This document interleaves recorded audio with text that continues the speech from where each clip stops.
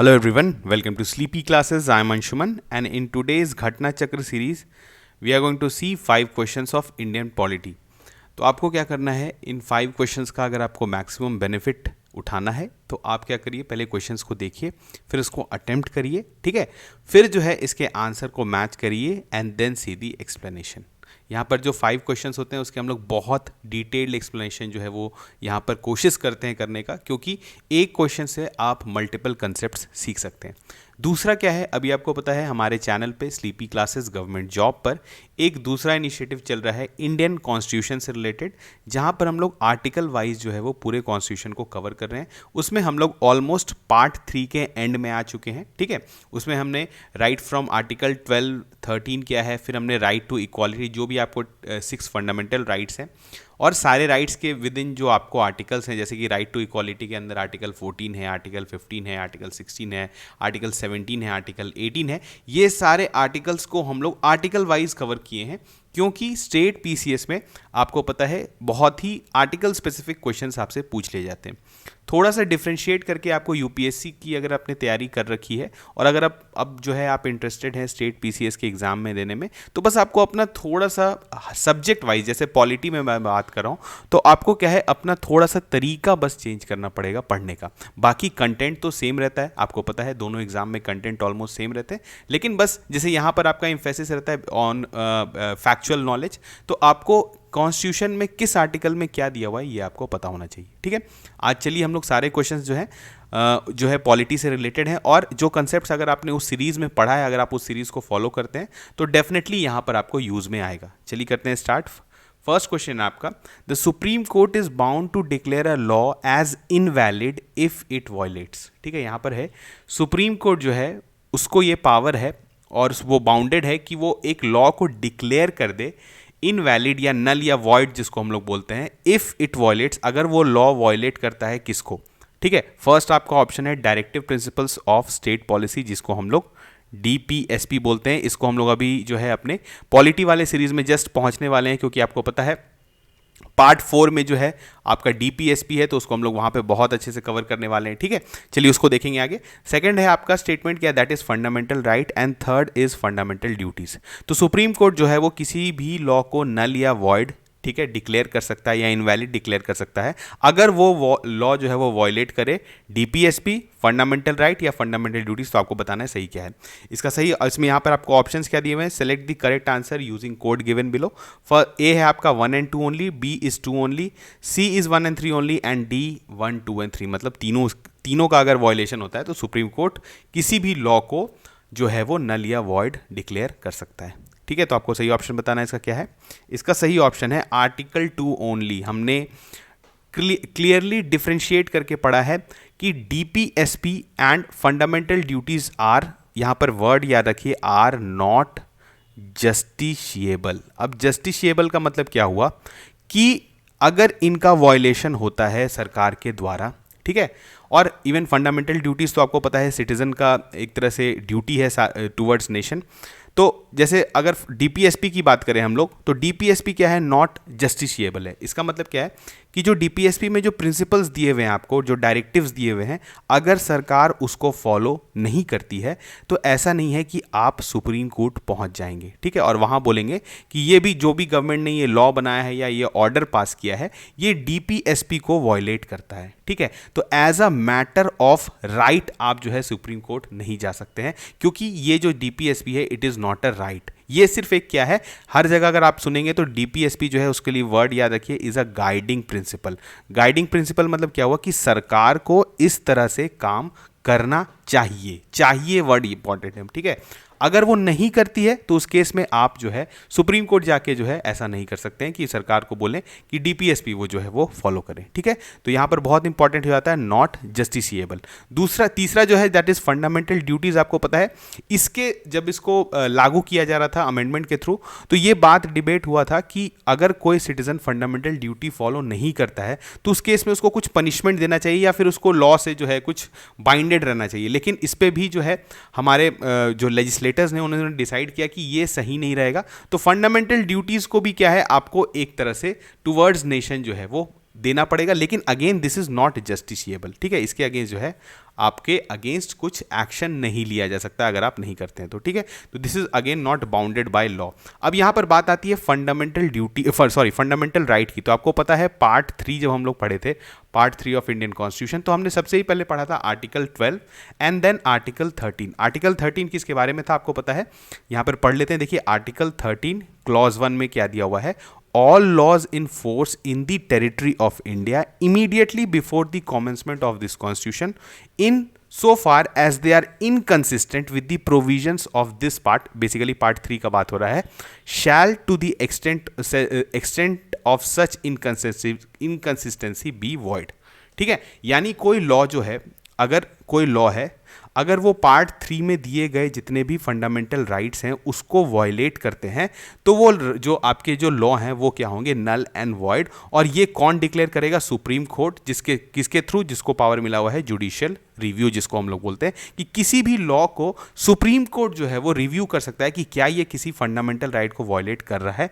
या नहीं कर रहा है। और अगर कर रहा है तो सुप्रीम कोर्ट जो है वहाँ पे कोई भी पर्सन जो है सुप्रीम कोर्ट पहुँच के वहाँ पे रिट पिटीशन डाल सकते हैं, और उस केस में सुप्रीम कोर्ट जो है इस केस को ले सकता है और देख सकता है कि इसमें फंडामेंटल राइट वायलेट हो रहा है या नहीं हो रहा है। अगर वो पाता है कि फंडामेंटल राइट वायलेट होता है तो उस केस में जो है उस लॉ को स्ट्रक डाउन कर दिया जाएगा और वो जो है नल एंड वॉइड हो जाएगा।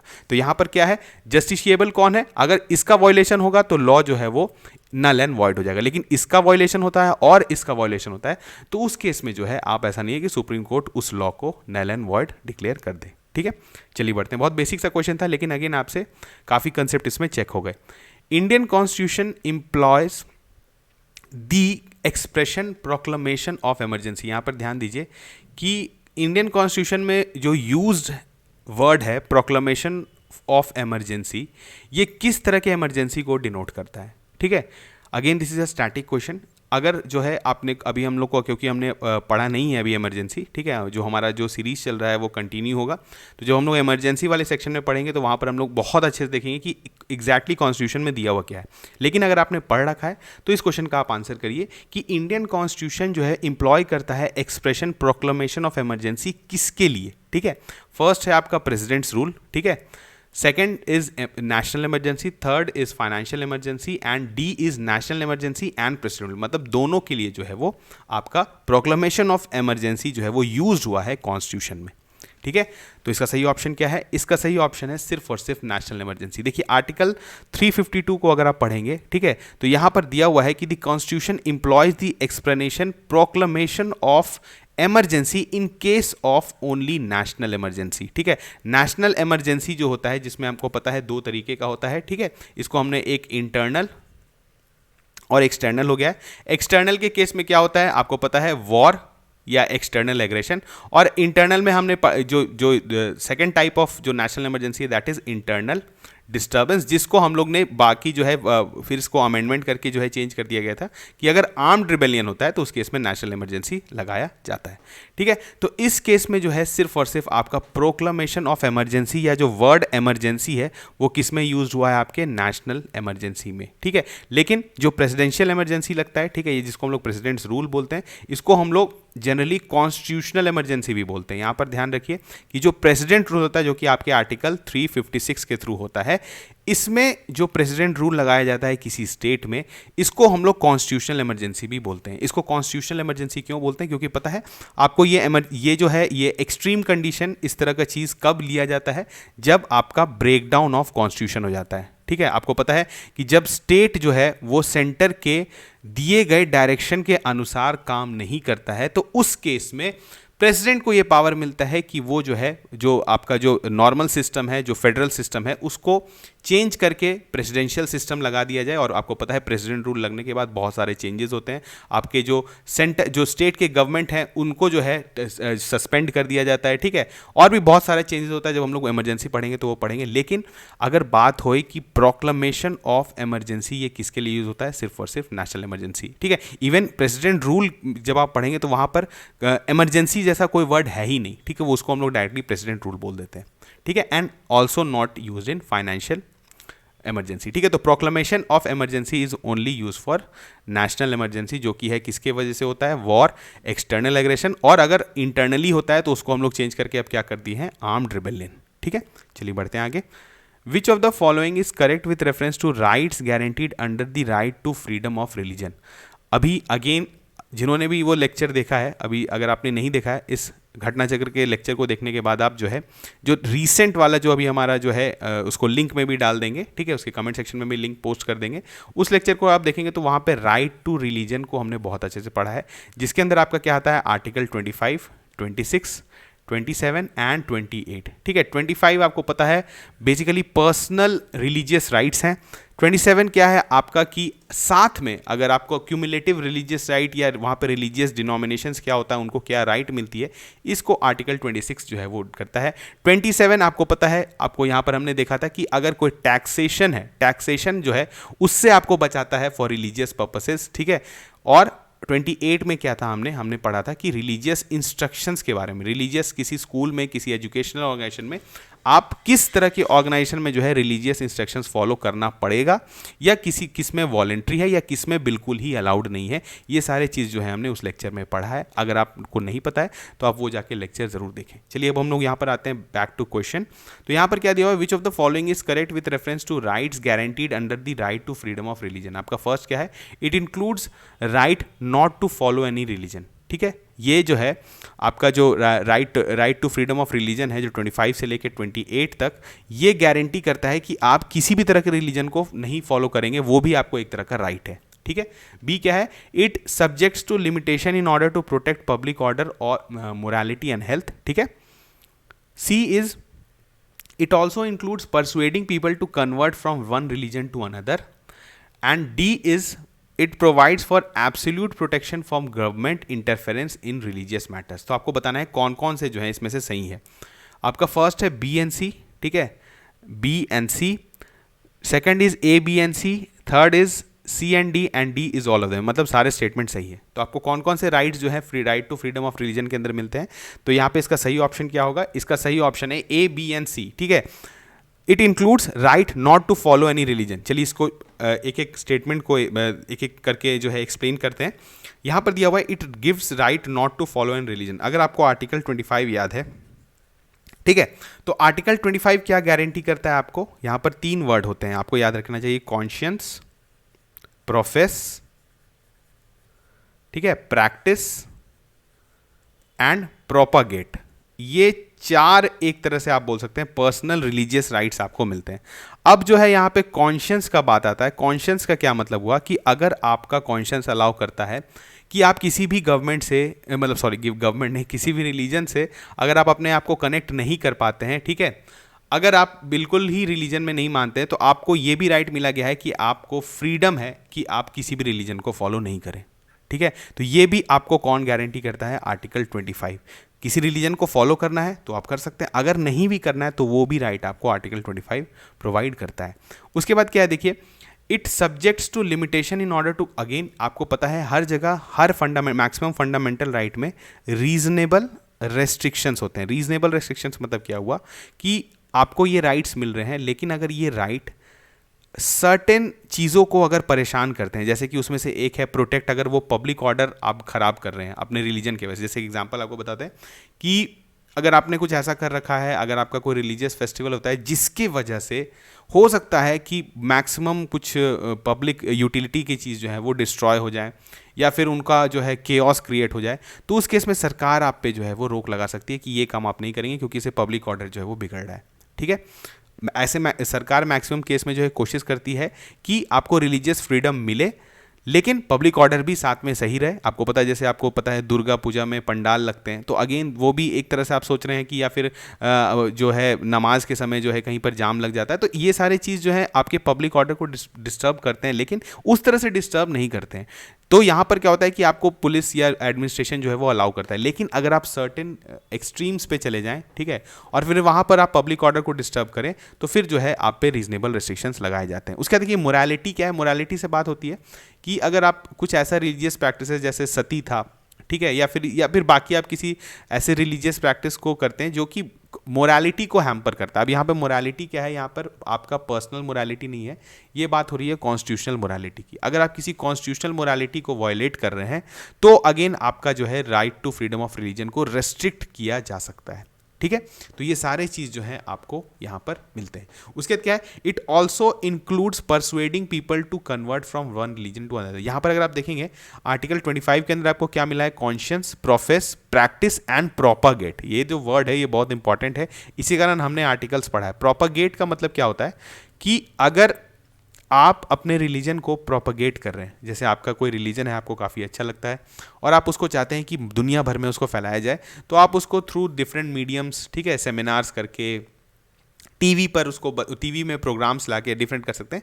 लेकिन एक तरह से आप ये क्या करें, ये आप जो है नॉन कोअर्सिव परसुएडिंग कर रहे हैं। नॉन कोअर्सिव मतलब क्या हुआ कि आप किसी को ज़बरदस्ती नहीं कर रहे हैं अपने रिलीजन को फॉलो करने का। हाँ, आप प्रोपगेट कर रहे हैं, आप अच्छाइयाँ बता रहे हैं अपने रिलीजन के, तो उस आदमी को लगेगा कि नहीं मुझे ये रिलीजन फॉलो करना चाहिए, तो वो फॉलो करेगा। लेकिन अगर आप उसे अगर कोअर्सिव वे में परसुएड कर लेंगे कि अगर आप ये रिलीजन ज्वाइन नहीं करते हैं तो आप पे सर्टेन फाइन लगा दिया जाएगा या आप पर कुछ सर्टेन ऐसा होगा कि आपको परेशान किया जाएगा, तो वो दैट इज़ नॉट अलाउड। तो कोअर्सिव बोल सकते हैं आप, coercive persuasion is not allowed. लेकिन non coercive persuasion, positive persuasion कि आप अच्छाई बताएं रिलीजन के, तो दैट इज अलाउड। तो ये भी persuading people is also allowed. तो ये आपके आर्टिकल 25 के अंदर ही मिलता है, जो कि right to freedom of religion के अंदर आता है। ठीक है, डी क्या है, it provides for absolute protection from government interference in religious matters. ये तो बिल्कुल ही गलत स्टेटमेंट है, क्योंकि आपको पता है हर फंडामेंटल, मैक्सिमम फंडामेंटल राइट जो है वो एब्सोल्यूट नहीं है। एब्सोल्यूट नहीं है क्योंकि हर के अगेंस्ट जो है कुछ रीजनेबल रिस्ट्रिक्शन है। अगर आपको नॉर्मली भी ऐसा क्वेश्चन आए कि किसी फंडामेंटल राइट को जो है एब्सोल्यूट प्रोटेक्शन मिला हुआ है, तो एब्सोल्यूट प्रोटेक्शन नहीं है, रीजनेबल रिस्ट्रिक्शंस जो है मैक्सिमम केसेस में लगाए जाते हैं। तो यहाँ पर ये स्टेटमेंट जो है आपका गलत हो जाता है। तो अगर डी गलत हो गया तो आपका जो एक ही ऑप्शन है that is option 2, A, B and C. ठीक है, चलिए बढ़ते हैं आगे। काफ़ी ज़्यादा हमने डिस्कस कर लिया। अगेन ये सारी चीज़ जो है हम लोग कॉन्स्टिट्यूशन वाले सीरीज़ में उसमें बहुत अच्छे से कवर कर रहे हैं, तो आप बिल्कुल उस सीरीज़ को देखिए और आपका पॉलिटी काफ़ी अच्छा हो जाएगा। और उस सीरीज़ को अगर आप देखते हैं और अगर आपने ऑलरेडी पॉलिटी पढ़ भी रखा है तो आपको और फ़ायदा होगा, क्योंकि आपको कॉन्स्टिट्यूशंस में क्या दिया हुआ है या कॉन्स्टिट्यूशन में एग्जैक्ट वर्डिंग क्या है ये पता चल जाएगा।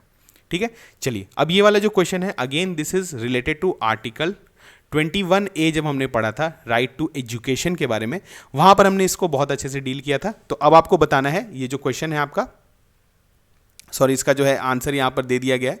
ठीक है, तो इसको आप समझिए कि यहां पर क्या है, to provide early childhood care and education for all children until they complete the age of 6 years is a provision made in. ठीक है, अगर आपको ये आंसर नहीं पता रहता तो बताइए इसका सही आंसर क्या होता। इसका सही आंसर होता directive principle of state policy. देखिए यहाँ पर लोग कंफ्यूज क्यों होते हैं, क्योंकि राइट टू एजुकेशन में जो है that is given of elementary education. Elementary education क्या होता है, एज 6 से लेके एज 14 तक। ठीक है, जो 8 years का एजुकेशन है इसको हम लोग एलिमेंट्री एजुकेशन बोलते हैं।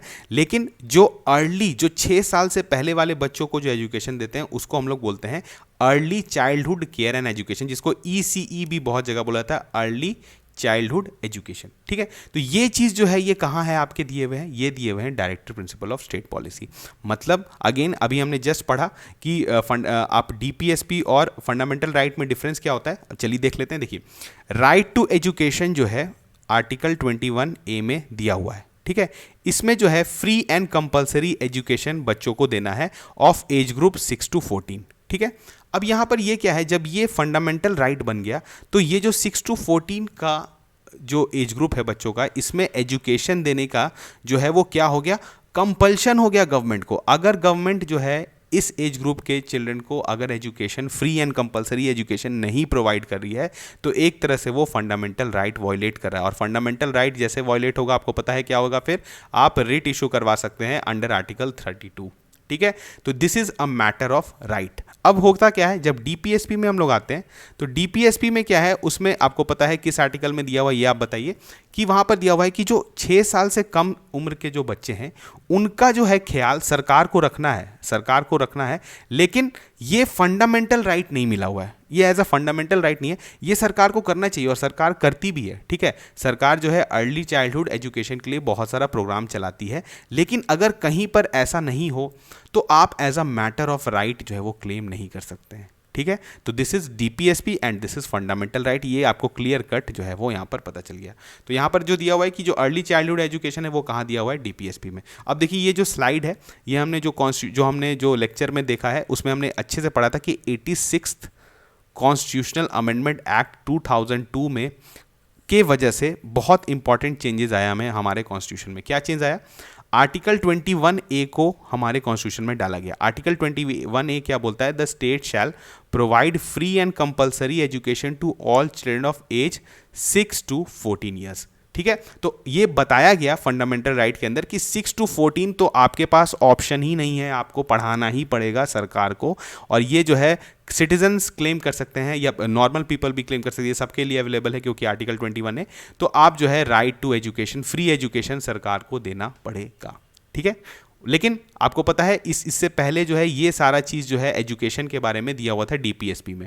डीपीएसपी में से उस चीज़ को हटा के, क्योंकि वो अब फंडामेंटल राइट बन गया है, तो वहां पर क्या इंसर्ट कर दिया गया आर्टिकल 45 के अंदर, the state shall endeavour to provide early childhood care and education for all children until they complete the age of 6 years. ठीक है, इसका ये मतलब हुआ कि अब जो है सरकार को ये बोल दिया गया कि क्योंकि फंडामेंटल राइट में तो आप 6 से 14 कवर कर लिए हैं, तो अर्ली 6 वाले को अब डीपीएसपी में डाल देते हैं कि सरकार को ये भी करना चाहिए। चाहिए इज इंपॉर्टेंट वर्ड, करना पड़ेगा ये नहीं है, क्योंकि डीपीएसपी जो है it is not justiciable. Again मैं ये वर्ड जो है रिपीट कर रहा हूँ, इससे आपको क्लियर हो जाएगा कि this is not a matter of right, ये सरकार को करना चाहिए। ठीक है, उसके बाद आर्टिकल 51A क्लॉज के में क्या कर दिया गया, अगेन दिस इज एजुकेशन, और आपको पता है आर्टिकल 51A जो है वो किससे रिलेटेड है, फंडामेंटल ड्यूटीज।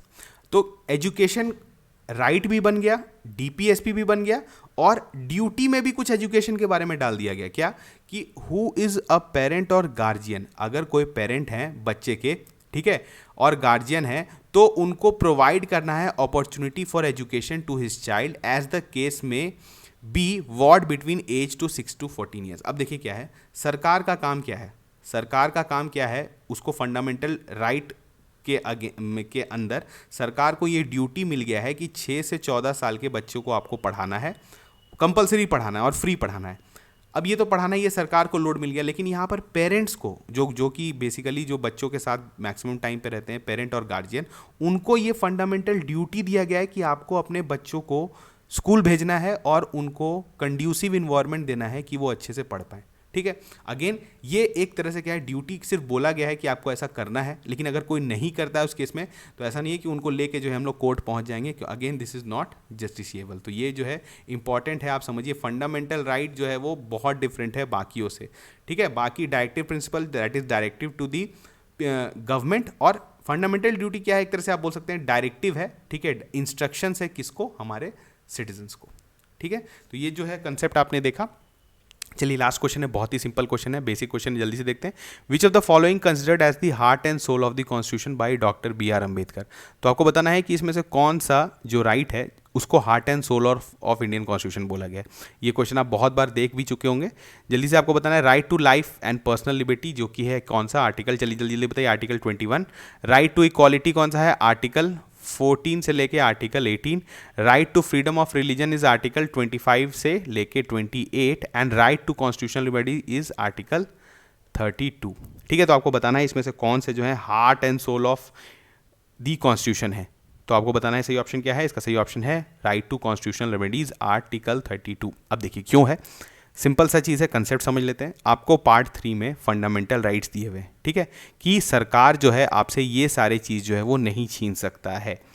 आर्टिकल 32 में क्या दिया हुआ है कि अगर आपके साथ कुछ, आपको जो फंडामेंटल राइट्स दिए हुए गए हैं, अगर उसका वॉयलेशन होता है या तो एग्जीक्यूटिव के द्वारा या तो लेजिस्लेटिव के द्वारा या किसी के भी द्वारा, अगर आपका फंडामेंटल राइट जो है वो वॉयलेट होता है, तो आप डायरेक्टली सुप्रीम कोर्ट जा सकते हैं, रिट पिटीशन डाल सकते हैं। ठीक है, और सुप्रीम कोर्ट को जो है उस पर आपको जवाब देना पड़ेगा, क्योंकि as a matter of right आप क्लेम कर रहे हैं, आपका कुछ फंडामेंटल राइट वॉयलेट हुआ है। तो ये आर्टिकल 32 आप देख रहे हैं कितना इंपॉर्टेंट है कि अगर आपको, चलिए अगर हम लोग लिख देते हैं ऐसे, आप समझने की कोशिश करिए, अगर हम कॉन्स्टिट्यूशन में सारे राइट्स आपको दे दिए, ठीक है, फंडामेंट पार्ट 3 में आपको सारा राइट दिया हुआ है, अगर उस राइट का वॉयलेशन गवर्नमेंट करे और अगर आप सुप्रीम कोर्ट नहीं जा पाए तो उस राइट का कुछ मतलब नहीं है। तो गवर्नमेंट सरकार तो बोलेगी कि चलो दिया हुआ है कॉन्स्टिट्यूशन में राइट, लेकिन उसको इन्फोर्स करा ही नहीं सक रहे हैं हम, तो फिर मेरा उस राइट का कोई फायदा ही नहीं है।